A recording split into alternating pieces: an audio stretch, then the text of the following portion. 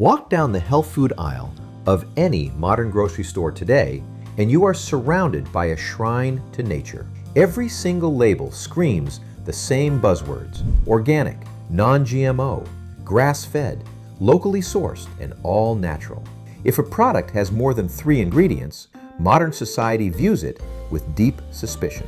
We have been trained to believe that if you can't pronounce it, you shouldn't put it in your body. But if you rewind the tape to the 1980s, the entire philosophy of health and weight loss was the exact opposite. SlimFast is making a pledge. Give us a week, we'll take off the weight. In the neon-soaked decade of the 80s, nobody wanted natural food. Nature was considered inefficient. True health, we were told, came directly from a laboratory. We placed our complete and total faith in scientists in white coats who promised they could engineer all the fat and calories out of our diets using synthetic chemicals. The result was an entire decade. You won't catch me squeezing grapefruit anymore. Anyway, you already know about Grapefruit 45. It's a grapefruit substitute only. Where society happily replaced actual, nutrient-dense food with chalky powders, bitter artificial sweeteners, and legal stimulants, all in the desperate pursuit of fitting into a pair of tight designer jeans. Let's open the pantry of the past. Here is a look back at the 1980s diet craze. Then I took Dexatrim. Now the weight's gone and I'm the size I want to be. When we stopped eating food and started digesting pure science. The war on butter and the margarine boom.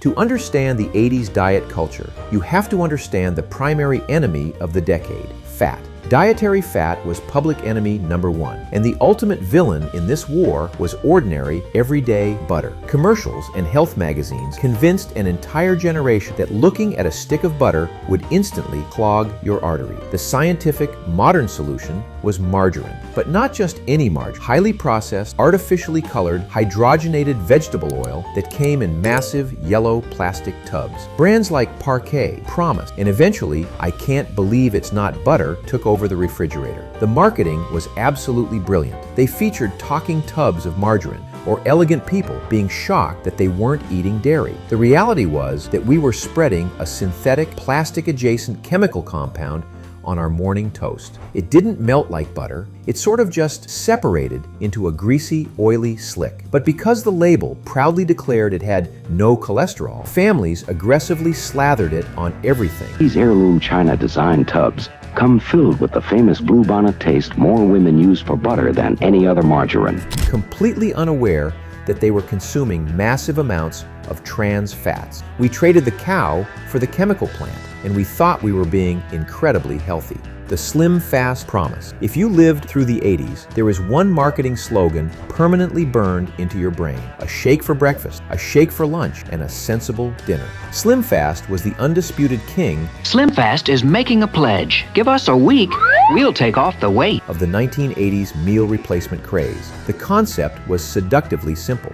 You didn't have to count calories or cook special meals. You just had to give up chewing for 2/3 of the day. You opened a heavy metal can of SlimFast powder, scooped the dusty, chalky substance into a glass of skim milk, and stirred aggressively.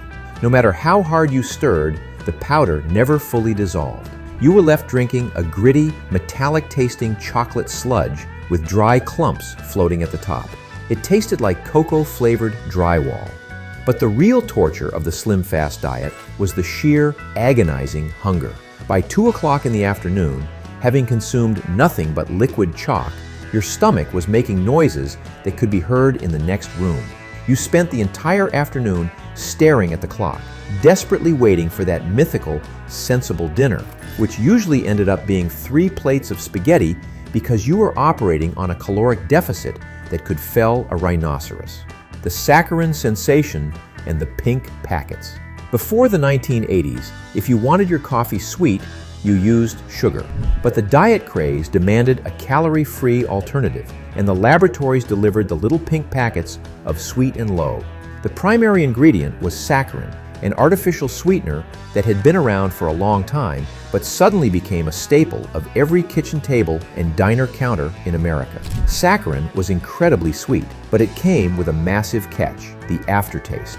The moment the sweetness faded, your tongue was hit with a harsh, bitter, distinctly metallic tang that lingered for hours. And then came the warnings.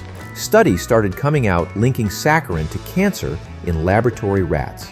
It became such a recognized hazard that Congress mandated a literal warning label on any product containing it. So, what did society do? We completely ignored it. Adults would sit at a diner, read a warning label that essentially said, 1 week and the weight was gone. Each Slim Fast shake is a delicious, nutritious, low-calorie meal. this product may cause cancer, rip open 3 pink packets, dump them into their black coffee, and wash it down while smoking a Virginia Slim cigarette. Calorie counting completely trumped common sense. Dexatrim, the legal speed. While Slim Fast asked you to drink your meals, the pharmaceutical industry offered a much faster, more intense solution, the over-the-counter diet pill. And the undisputed leader of the pack was Dexatrim. Then I took Dexatrim. Now the weight's gone and I'm the size I want to be. The commercials featured smiling, incredibly thin women talking about how they simply forgot to be hungry. What the commercials didn't mention was that taking Dexatrim was basically consuming legal speed. The active ingredient in the original formula was phenylpropanolamine, paired with a massive, jolting dose of caffeine. You didn't just lose your appetite on Dexatrim, you lost your ability to sit still. Women taking these pills would suddenly find themselves vacuuming the entire house, washing the windows, and reorganizing the garage all before noon. Your heart would race, your hands would shake, and you would walk around in a state of high alert, jittery panic. You weren't hungry, mostly because your central nervous system was firing on so many cylinders that chewing a piece of food seemed like a waste of time.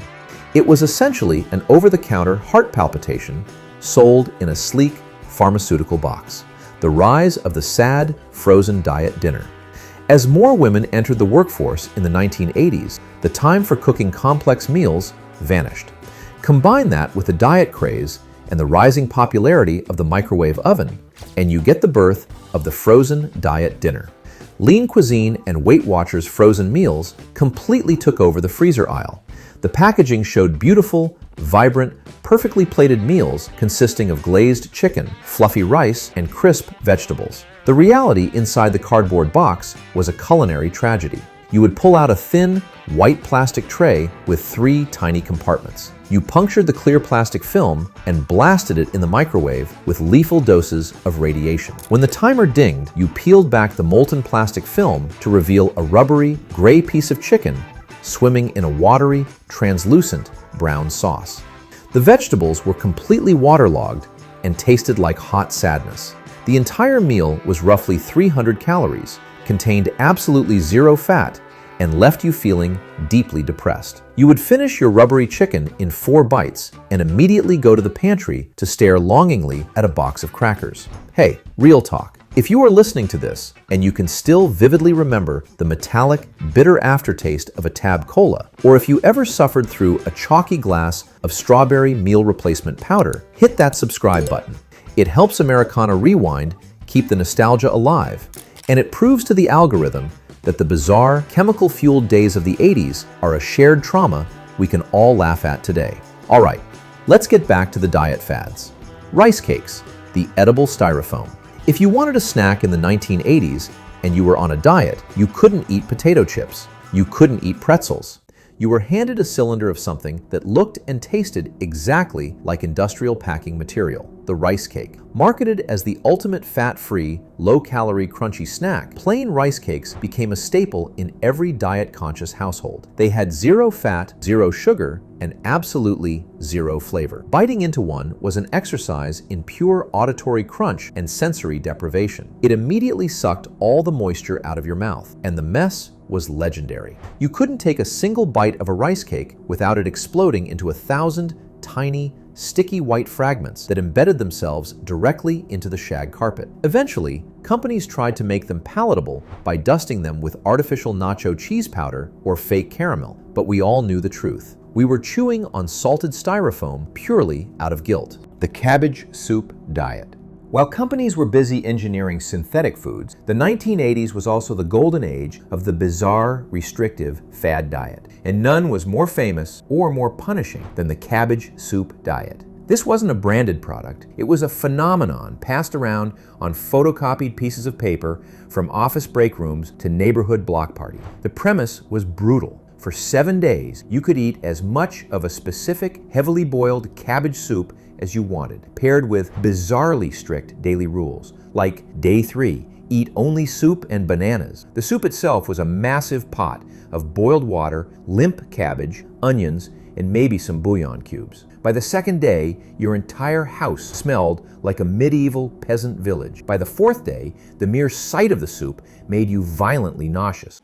You did lose weight, but not because of any magical fat-burning properties of the cabbage. You lost weight because you were essentially starving yourself and living on a purely liquid, highly fibrous diet. The moment the 7 days were over, people would instantly drive to a fast food restaurant and consume 2,000 calories in sheer, unadulterated relief. AIDS diet candy, the branding disaster. This product actually started before the 80s, but its ultimate demise is one of the most unfortunate stories in marketing history. AIDS, spelled A-Y-D-S, was an appetite suppressant candy. It came in a square box and looked exactly like a small, individually wrapped piece of chocolate fudge or caramel. With AIDS, I ate less, so the weight came off. To help keep it off when I sometimes want things loaded with calories, AIDS helps put me in control. The active ingredient was a mild, local anesthetic that was supposed to dull your taste buds and suppress your appetite. The commercials featured women proudly stating, "I lost weight with AIDS." It was a massively popular product. You ate a piece of candy with a hot cup of coffee before a meal, and you supposedly weren't as hungry. But then the mid-1980s hit. The tragic and terrifying AIDS epidemic emerged in the global consciousness. Suddenly, a diet candy with the exact same phonetic name, which promised to make you rapidly lose weight, became the single most unmarketable product on planet Earth. The company tried to change the name, but the damage was irreversible. The little chocolate appetite suppressants quietly vanished from pharmacy shelves forever. The aerobics mandate and spandex armor. You couldn't talk about 1980s diet culture without talking about the physical movement that accompanied it. It wasn't enough to just drink a chalky shake. You had to feel the burn. Thanks to Jane Fonda and a booming VHS tape market, high-impact aerobics took over American living rooms. Fitness wasn't about gentle stretching or going for a walk. It was about bouncing violently on a hard living room floor to a synthesized pop beat. And the uniform was mandatory. Women wore tight, high-cut leotards over shimmering, slippery spandex tights, finished off with thick, heavy wool leg warmers perfectly scrunched around their ankles. We grapevined across the carpet, did endless aggressive jumping jacks, and performed painful floor exercises while staring at the television screen. There was no understanding of joint health or low-impact cardio. You jumped until your shins throbbed and your lungs burned, entirely convinced that if you weren't suffering, you weren't burning off the margarine. The grapefruit obsession. If you weren't boiling cabbage, you were probably cutting a grapefruit in half. The grapefruit diet, or the Hollywood diet, saw a massive resurgence in the 80s. The myth circulating through the culture was that grapefruit contained a magical, undiscovered enzyme that literally acted as a fat burner.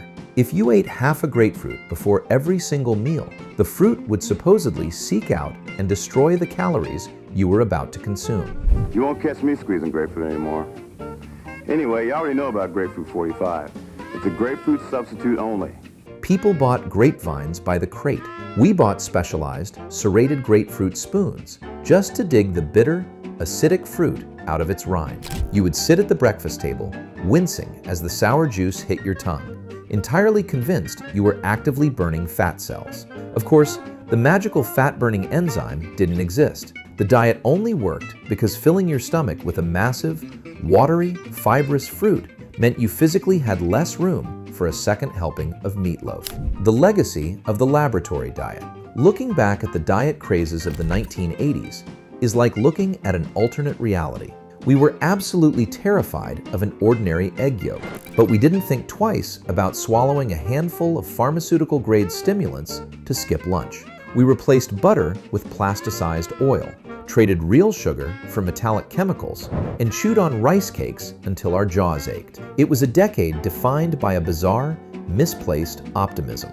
We genuinely believed that science had hacked the human body, and that if we just drank the right powder or ate the right frozen plastic tray, we could achieve the perfect magazine cover silhouette without ever having to eat a real vegetable. We suffered through the jitters, the terrible aftertastes, and the endless hunger pangs. We wore the neon spandex, and we stepped onto the mechanical scales. It was loud, it was synthetic, and it was deeply uncomfortable. But like everything in the 80s, we committed to it with absolute, unapologetic enthusiasm. What was the most ridiculous 1980s diet fad you or your family actually tried? Did you suffer through the metallic taste of a Slim Fast shake? Or were you a victim of the infamous Cabbage Soup Week? Confess your 80s diet survival stories in the comments below. We love reading every single one. And before you go, please hit that like button and subscribe to Americana Rewind for more trips down memory lane.